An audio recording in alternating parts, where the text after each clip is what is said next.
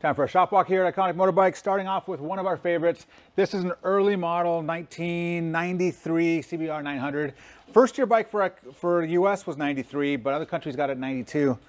This one actually has a production date of January 92 though. Good memory, yep. Built in January. Which is crazy because it still says 1993 on the decal, which is funny. So anyway, you hear that a lot on social media. People going, oh, you guys are wrong. They're not first year 93. It was first year 93 for us. It was 92 in Canada and other countries. Anyway, back to that. Coming really quick with the camera. What are you doing? Why does it look like baby powder? Well, it had an oil leak. We're trying to determine exactly where. So, clean everything up, get it dry, and then spray deodorant powder on it. That's the trick? And it works. We used to use baby powder. It smells good. We used to use baby powder back in the day, but it would never stick, and it would just go everywhere. You use the aerosol spray when it works. So it's like foot spray? Yeah, basically. Huh, interesting. All right, so where is the issue then? What have you found so far? Well, it was the whole bottom of the head gasket looked wet. Okay. And it turns out that it's coming from the exhaust port on number 4. Okay. So if we look up in here and you look on the bottom of the exhaust port right here, it's wet. So is it just well, what would that wouldn't be an exhaust seal because it's oil, so it would be a valve? Well, I mean, it's soaked the exhaust gasket, and then it's coming from the inside of the port, so it's probably a valve guide or a valve guide seal. You still got to pull the head off for that. And Maybe. worst case scenario, it could have a cracked head or something, but we won't know until we start checking. Well, let's hopefully not.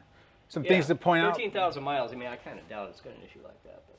Yeah, I doubt so too. And we've seen these with 100,000 miles on it before. Yeah. You feel the nice hot frame. It's good. Here's what I was pointing out, Riff. So if you see here, production date January 92, but it's still a 93. So it's kind of interesting when you hear things like that. A couple other things to point out. You can tell it's original bodywork. Things to look out for when you're thinking about buying one of these for retaining its value. You can see the it's kind of thing you can look for. Abhi made a good point of that. Last but not least on this one, cool exhaust. Remember these? That was such a tick. Everybody back in the day was trying to figure out how to get a couple more little horsepower or a little bit better torque curve, and that was one of the ideas. SS2R, baby. I remember these. Like it was a big deal back in the day. Has a kind of a weird noise to it, but anyway. And of course nowadays everyone that wants one from us goes, oh, do you have one with a stock pipe? Oh, I know, yeah. And now they want the stock pipe that all of us just threw away back in the day, and now they're worth gosh knows how much. Yeah. Speaking of cool pictures, this is kind of cool to see. All these actually on the 410 schedule. Some of the techs are on that. But two RZ350s, both already pre-sold. Very cool bikes, Kenny Roberts. Actually, speaking of Kenny Roberts, really quick while I got the camera going, there's something going on at Barber, right?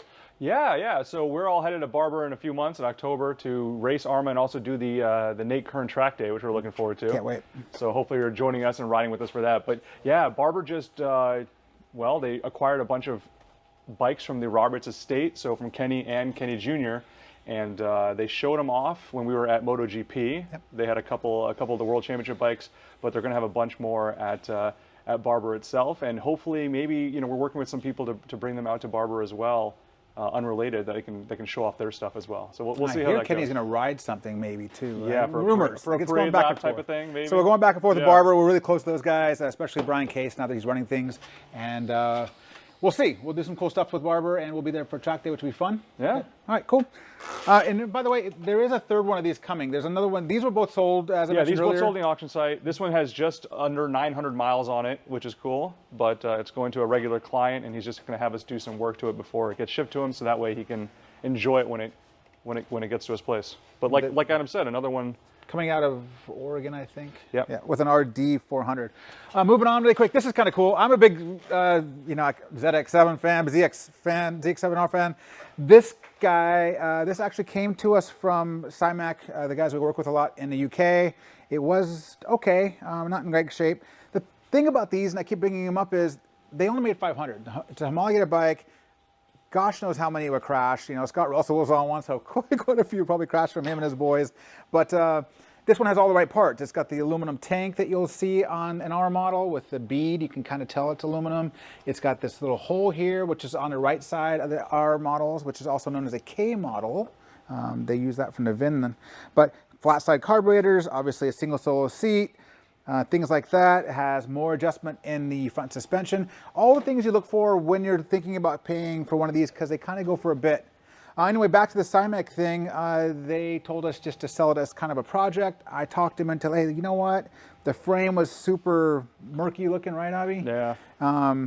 Yanni spent a lot of time polishing it back up again. So, you know, it's a semi-polish, which is actually, if you're going to go polished or look for one of those bikes, it's better because when I do the full cast part, it's really hard to restore it back to normal if everybody ever wants to. And sometimes they grind the speed down, which really kind of, in my eyes, it kind of takes away from the value. So in this case, if someone really wanted to go back to stock, they could, because you could just paint that and or have it redone. So watch for this on the auction site soon. We're going to have it running and a good rider. And as I said, it's got the stock fender, stock exhaust, you know, back to that CBR. This is impossible to find. Like, if you could find that, that's probably $1,500. Like, I don't even know. Absolutely. Yeah, at least $1,000. So, you know, watch for this soon. Again, Yanni's off on the 410 schedule, but we'll have that done quickly. Abhi, you want to? Yeah, just talk about what else we got here. So over on this lift, we got a Pomoto Tessie 3D, one of the final editions. So this is actually not this specific one, but they made 45 of these, and one of those is my commuter. This one went to one of our wonderful clients and actually an investor in Iconic.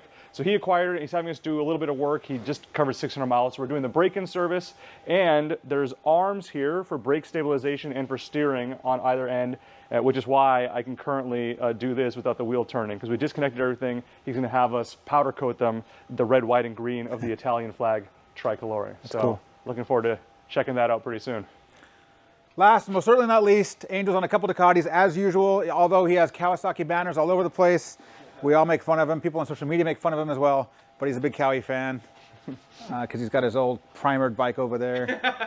No, sorry, it's a running joke here. That he picked that custom color. I always call it. Nardo Gray. Yeah, whatever. He's on this multi. Nardo is Italian for primer, by the way. Yeah. But he's got a bevel on there. This bike, what's the deal on that one? This one, we did some work to it a while back. It's come back for some electrical diagnosis. Yep. So that'll be hopefully pretty quick. But you can count on Ducatis for coming back. Especially old ones, yeah.